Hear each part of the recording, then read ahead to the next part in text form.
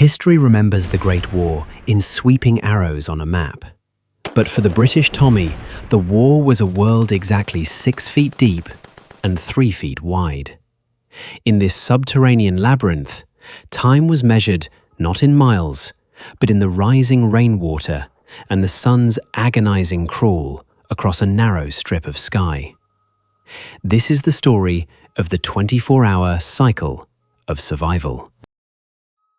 Heavy air hangs over the trench as a British soldier trudges through unrelenting mud.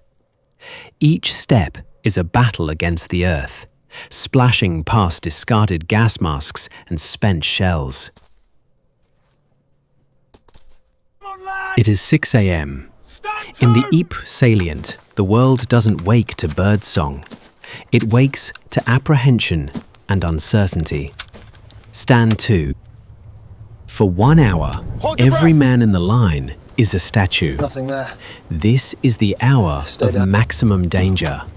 The moment when the mist of no man's land might suddenly birth a wave of grey uniforms. Keep steady, lads!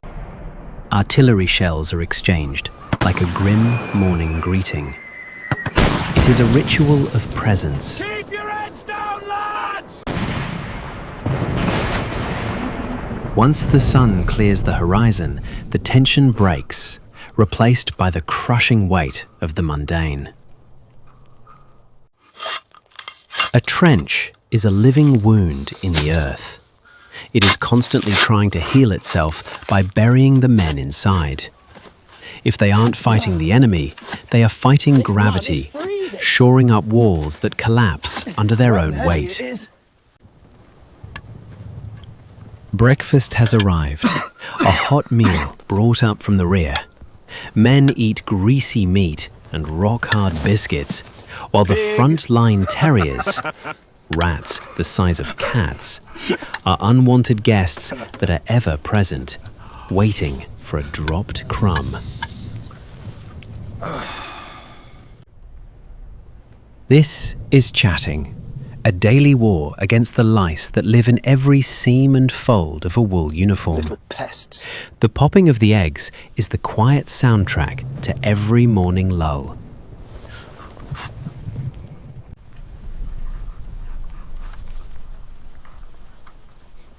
The afternoon is defined by a heavy, suffocating boredom.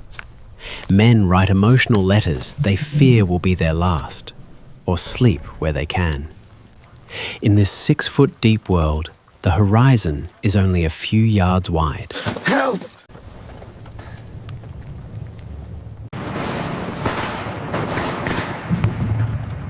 Night brings no rest for the exhausted men. Instead, it triggers a frantic, shadowy surge of activity. It is the designated time of movement, when the claustrophobic darkness provides the only thin veil of safety against enemy snipers. Under the guttering light of distant flares, heavy supply chains heave rations and ammunition forward through the knee-deep mud, while the broken bodies of the wounded are ushered back toward the flickering hope of a field hospital. For the most unfortunate, however, the night demands a different kind of courage. They must climb out of the relative safety of the trench and crawl into the freezing, black void of no man's land, where they work in breathless silence to repair the jagged lines of barbed wire, while the world trembles around them. In the silence, every sound is a beacon for a distant sniper. To be seen is to be erased. There is the constant, suffocating dread of the flare, waiting for that sudden, blinding hiss to carve your silhouette against the dark, turning a living man into a perfect, static target. At 6 a.m., the cycle repeats. This was not a war of grand movements, but a war of inches, mud, and the quiet endurance of the ordinary man.